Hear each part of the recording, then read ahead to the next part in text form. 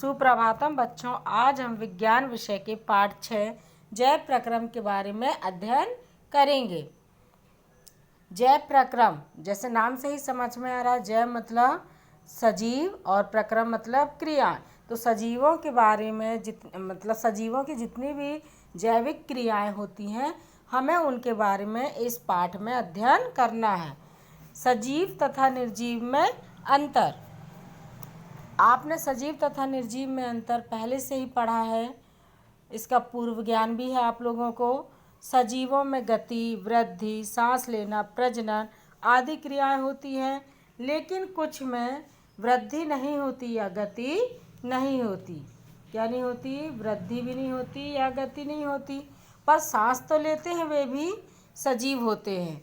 जैसे उदाहरण के तौर पर देखें, पहला है सोया हुआ जंतु। इंसान सांस लेते हैं पर गति नहीं करते। जब कोई मनुष्य या जानवर सोया हुआ रहता है तो वो सांस तो लेते हैं पर गति नहीं करते। अतः गति जीवन में परिभाषित लक्षण के लिए पर्याप्त नहीं है। दूसरा पॉइंट है अणुओं की गतियाँ। अदृश्य आणविक गति होती है, ये हमको जो अणुओं की गति होती है वो हमको दिखाई नहीं देती है, ये अदृश्य होती है। तीसरा है विषाणु के अंदर आणविक गति नहीं होती है जब तक कि वे किसी सेल को संक्रमित नहीं करते हैं। आपने कक्षा 8 में भी इसका अध्ययन किया होगा कि विषाणु जीवित और मृत दोनों के बीच की कड़ी होती है। जब वो किसी जीवित सेल के संपर्क में आता है तब वो जीवित हो जाता है, और जब उसके संपर्क में नहीं रहता तो वो कोई एक्टिविटी, कोई क्रिया नहीं करता है। सजीवों की जो संरचना है वो कैसी होती है? सुसंगठित होती है। कैसे सुसंगठित? मतलब पहले ऊतक में कोशिका, सेल में छोटे घटक होते हैं। देखिए, पहले ऊतक में क्या रहती है? कोशिका। ठीक, कोशिका में छोटे छोटे क्या होते हैं? घटक होते हैं। सजीवों की यह संगठित एवं सुव्यवस्थित संरचना समय के साथ साथ पर्यावरण के प्रभाव के कारण विघटित होने लगती है। यदि यह व्यवस्था टूटने लगती है तो जीव और अधिक समय तक जीवित नहीं रह पाएगा। अतः जीवों के शरीर को मरम्मत तथा अनुरक्षण की आवश्यकता होती है, क्योंकि जो हमारा शरीर है वो धीरे धीरे अंदर ही अंदर विघटित भी होता है और उसका अनुरक्षण भी होता रहता है, पर हमको पता नहीं चल पाता है। ये सारी क्रियाएं हमारे शरीर में जो आवश्यक तत्व हैं उनके द्वारा पूर्ति इसकी होती रहती है, वो हमारे शरीर को अनुरक्षित करते रहते हैं।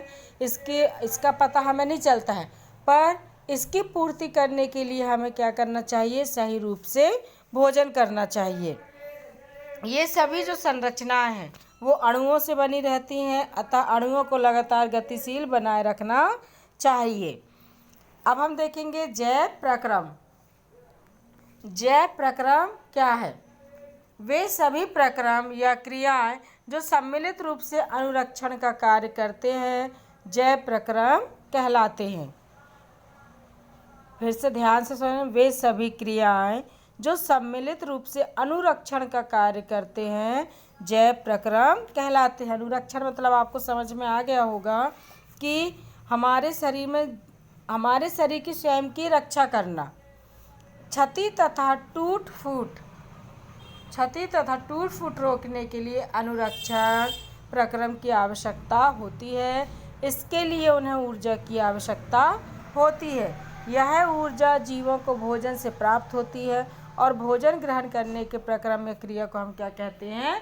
पोषण कहते हैं। जब हम भोजन ग्रहण करते हैं तो वो क्रिया कौन सी कहलाती है?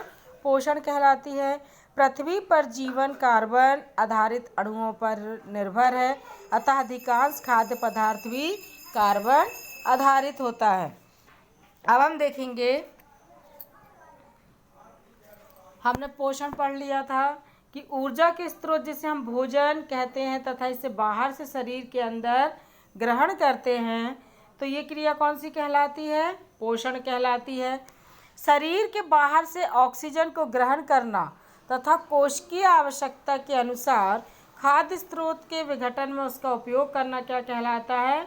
श्वसन की क्रिया कहलाती है। आप सभी ने पहले भी पढ़ा है कि श्वसन क्या होता है। ऑक्सीजन को ग्रहण करना तथा कोशिकीय आवश्यकता के अनुसार खाद्य स्रोत के विघटन में उसका उपयोग करना क्या कहलाता है? श्वसन कहलाता है। भोजन तथा ऑक्सीजन को शरीर के अंदर एक स्थान से दूसरे स्थान ले जाने के प्रक्रम को हम संवहन कहते हैं। जो भोजन किया, जो ऑक्सीजन ग्रहण किया, उसको शरीर के अंदर एक स्थान से दूसरे स्थान तक ले जाने की क्रिया को हम क्या कहते हैं? संवहन कहते हैं।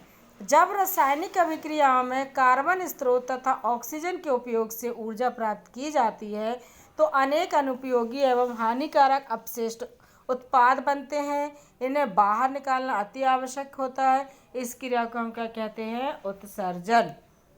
जो शरीर के अंदर हानिकारक अपशिष्ट पदार्थ बनते हैं उन्हें शरीर के बाहर निकालना अत्यंत आवश्यक होता है। यह क्रिया क्या कहलाती है? उत्सर्जन कहलाती है। जीव कार्बन डाइऑक्साइड एवं जल के रूप में सरल पदार्थ प्राप्त कर पोषण के लिए जटिल पदार्थ स्वयं तैयार करते हैं। वे कौन से जीव कहलाते हैं? स्वपोषी जीव कहलाते हैं। सभी हरे पौधे तथा कुछ जीवाणु क्या होते हैं? स्वपोषी होती, मतलब जो भोजन अपना स्वयं बना सकते हैं वह क्या कहलाते हैं? स्वपोषी कहलाते हैं। पोषण में प्रयुक्त जटिल पदार्थों को जीव के समारक्षण तथा वृद्धि के लिए प्रयुक्त करने के लिए सरल पदार्थों में खंडित करने हेतु जैव उत्प्रेरकों का उपयोग करना होता है, जिन्हें हम क्या कहते हैं? एंजाइम कहते हैं। स्वपोषी पोषण में सरल पदार्थों, कार्बन डाइऑक्साइड एवं जल से सौर ऊर्जा का उपयोग करके हरित लवक की उपस्थिति में जटिल कार्बनिक पदार्थों का संश्लेषण करना प्रकाश संश्लेषण कहलाता है। विषमपोषी पोषण में दूसरे जीवों द्वारा तैयार किए गए जटिल कार्बनिक पदार्थों का अंतर्ग्रहण होता है। मनुष्य में ग्रहण किए गए भोजन का विखंडन नली में विभिन्न चरणों से होता है। इस प्रक्रम को हम पाचन कहते हैं। बेटा ये सभी जो हमने अभी परिभाषाओं के रूप में देखा है, इनको हम पूरे विस्तृत से आगे के चैप्टर में पढ़ेंगे, आगे के टॉपिक में पढ़ेंगे। ये पूरा विस्तृत चित्रानुसार दिया गया है किताब में भी, और मैं आपको पूरा समझाऊंगी। ये जो छोटी छोटी परिभाषाएं हैं, आप इनको प्रश्न बनाकर अपनी कॉपी में लिखें और इसको याद करें, क्योंकि यही इसकी जड़ है। यदि आपने इन सभी को समझ लिया तो आपको बहुत ही आसानी होगी आगे समझने में। जो छोटी छोटी परिभाषाएं हैं जैसे श्वसन, पोषण, पाचन, अंतर्ग्रहण, इन सभी के बारे में हमें जानना अत्यंत आवश्यक है।